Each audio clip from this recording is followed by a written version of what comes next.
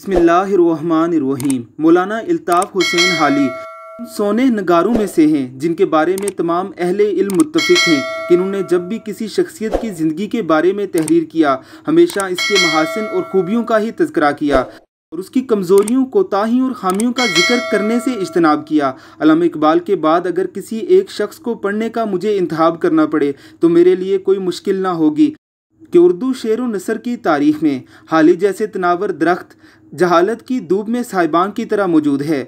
उर्दू गज़ल ने जो रानाई और हुस्न व जमाल हाली के यहाँ पाया वो शगुफ्तगी और नरमी इनके अशार में मौजूद है, शायद ही किसी और के यहाँ पाई जाती हो। हाली ने लड़कियों की तरबियत के लिए किताब मजालिसुन निसा भी लिखी है जो बरसों हमारे निसाब का हिस्सा रही है। हाली की मुसद्दस मुसलमानों की तारीख़ और मद्दोजज़र की एक ऐसी दर्दनाक दास्तान है कि इसके अशार आपको वलवलों से सरशार भी करते हैं और कर्ब से आँखों को अश्कबार भी।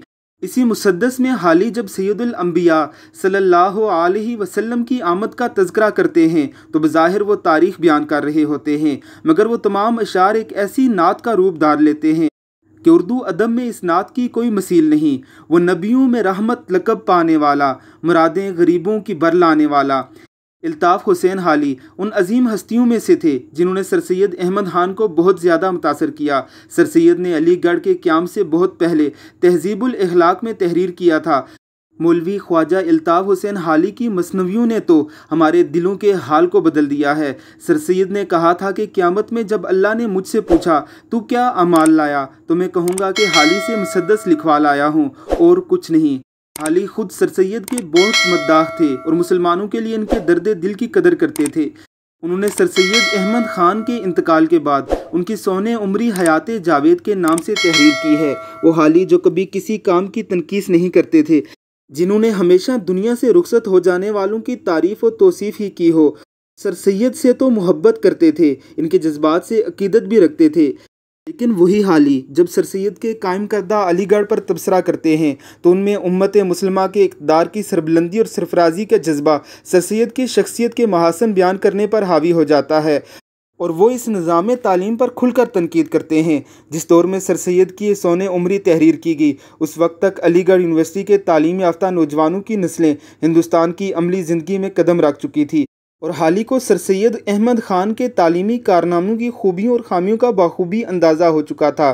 यही वजह है कि हमेशा तारीफ़ और तौसीफ़ करने वाले हाली का कलम सर सैयद के अलीगढ़ तालीमी निज़ाम के बारे में तहरीर करता है कि जदीद तालीम के नतीजे में हिंदू, मुसलमान और ईसाई के दिल में मज़हब की वक़्त बाकी नहीं रहती। इनके अक़ीदे नबूवत और माद बल्कि अलूहियत की तरफ से भी मुतज़लज़ल हो जाते हैं। उन्हें यानी सर सैयद को मालूम था कि मगरबी उलूम और मगरबी लिटरेचर की बदौलत अक्सर ममालिक यूरोप में रोज़ बरोज़ दहरियत और इल्हाद फैलता जा रहा है। अलीगढ़ की सेकुलर तालीम के बारे में हाली इसी किताब में एक और जगह तहरीर करते हैं। एक ख़तरा ख़ासकर मज़हब इस्लाम को अंग्रेज़ी तालीम की तरफ से था जो रोज़ बरोज़ हिंदुस्तान में फैलती जाती थी, जिससे मुफर ना था। यहाँ तक कि सर सैयद को ख़ुद इनमें ये तालीम फैलानी पड़ी। हालांकि अंग्रेज़ी तालीम के नताइज इस्लाम के हक़ में मशीनरियों की तरह प्रीचिंग से बहुत ज़्यादा अंदेशानाक थे। मगरबी तालीम पर अल्ताफ़ हुसैन हाली के 100 साल पहले कहे गए अल्फाज आज हर्फ ब हर्फ सच साबित हो रहे हैं। अलीगढ़ यूनिवर्सिटी से तालीम याफ्ता लोग अंग्रेज़ सरकार की नौकरियों के लिए इंतहाई कारआमद साबित हुए और इंडियन सिविल सर्विस में मुसलमानों का जितना भी वजूद था वो इसी यूनिवर्सिटी की मरहून मिन्नत था। लेकिन सेकुलर इल्म के परवरदा इन अफराद की अक्सरियत इस्लामी उसूलों पर मबनी एक साले मुस्लिम माशरे के कायल ना थी, बल्कि जदीद दुनिया के तकाज़ों के मुताबिक मुसलमानों के एक मादी तौर पर तरक्की याफ्ता माशरे के ख्वाब देखती थी। इसी तरह के माशरे उस वक्त यूरोप में तख्लीक हो रहे थे। इन माशरों में मज़हब की हैसियत सानवी होती है और माशी, इक़्तिसादी और साइंसी तरक्की की हैसियत अवलीन तरजीह बन जाती है।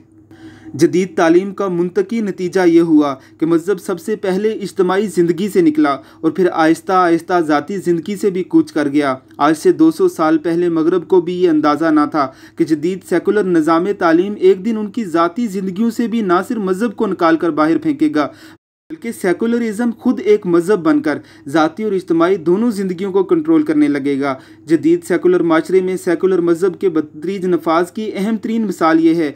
100 साल पहले जब सेकुलर निज़ाम का नफाज हुआ शादी या अज़वाजी ज़िंदगी इंसान का ज़ाती फ़ेल करार दिया गया, क्योंकि इससे इंसानी ज़िंदगी के लातादाद ज़ाती और मजहबी असूल वाबस्ता थे, जिनमें विरासत, बच्चों की नशोनुमा और निगरानी, बूढ़ों की नगाशत वगैरह शामिल थे। इन तमाम अमूर के लिए तमाम इंसान अपनी ज़ाती ज़िंदगी में मज़हब से रहनुमाई लेते थे।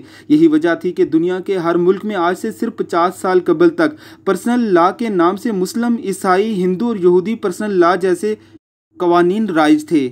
लेकिन जदीद सेकुलर लिबरल तालीम और तरबियत के नतीजे से आहिस्ता आहिस्ता जन्म लेने वाले सेकुलर मज़हब ने अब दुनिया के अक्सर मुल्कों से आसमानी मज़ाहिब को ज़ाती ज़िंदगी से मुतल्लक़ कवानीन से आहिस्ता आहिस्ता खारिज कर दिया है, और आज इनकी जगह सेकुलर लिबरल मज़हब का पर्सनल लॉ या पर्सनल कोड नाफिज हो चुका है। इस नए मजहबी पर्सनल कोड के मुताबिक आप पैदाइशी तौर पर किसी भी मज़हब से तल्लुक़ रखते हों, सेकुलर पर्सनल लॉ के तहत किसी मजहबी कानून की परवाह किए बगैर मर्द और मर्द या औरत और औरत आपस में शादी कर सकते हैं, बगैर शादी की ज़िंदगी गुजार सकते हैं, अपनी जायदाद अपने पालतू कुत्ते या बिल्ली के नाम वसीयत कर सकते हैं, अपने बूढ़े माँ बाप को घर से धक्के मारकर निकाल सकते हैं, ओल्ड एज होम में फेंक सकते हैं, अपने बच्चों को किसी रफ़ाई इदारे के सुपुर्द करके खुद नए पार्टनर के साथ आज़ाद खुद मुख्तार ज़िंदगी गुजार सकते हैं। आप बार बार तलाक देकर बार बार शादी कर सकते हैं। गर्ज हर वो कानून जो मज़हब के पर्सनल लॉ के तहत आपकी ज़ाती ज़िंदगी में नाफिज़ुल अमल होता है, अब उसकी जगह सेकुलर पर्सनल कोड नाफिज हो चुका है। तमाम मज़ाहिब के अंदर जितने भी अखलाकी जराइम थे सेकुलर तर्ज़ ज़िंदगी में, वो अब जदीद तर्ज़ तहज़ीब बन चुके हैं और कदीम रवायात से बगावत की अलामत समझे जाते हैं। मिसाल के तौर पर मुक़द्दस रिश्तों से जिनसी तल्लुकात या गैर फितरी फ़ेल को फ़कत मज़हब के शिकंजे तोड़ने के लिए खुशनुमा बनाकर पेश किया जाता है। 150 साल कबल जिस सेकुलर लिबरल निज़ाम तालीम का आगाज़ हुआ था, इसने किस कदर खामोशी से अपने ज़ेरे असर तमाम माशरों को आज एक ऐसे मकाम पर ला खड़ा किया है कि जहां कानून की किताब से तमाम आसमानी मज़ाहिब खारिज हो चुके हैं और दुनिया पर सिर्फ़ और सिर्फ एक ही ज़मीनी मज़हब यानी सेकुलर मज़हब का राज मुसल्लत हो चुका है। अब कवानीन पर सख्ती से अमल दरामद कराया जाता है। आप यूरोप में हम जिन्स परस्ती की शादी के ख़िलाफ़ ज़बान खोलें, गैर फितरी जिनसी तल्लुकात पर बात करें, मुक़द्दस रिश्तों की पामाली के ख़िलाफ़ गुफ्तगू करें, तो आप पर नफ़रत अंगेज़ गुफ्तगू करने का मुकदमा कायम हो सकता है। आपको सज़ा हो सकती है। आप गैर मुहज़्ज़ब करार दिए जा सकते हैं। अल्लाह रब्बुल इज़्ज़त और या जान का साया हम पर तादेर कायम रखे। आमीन सुम आमीन।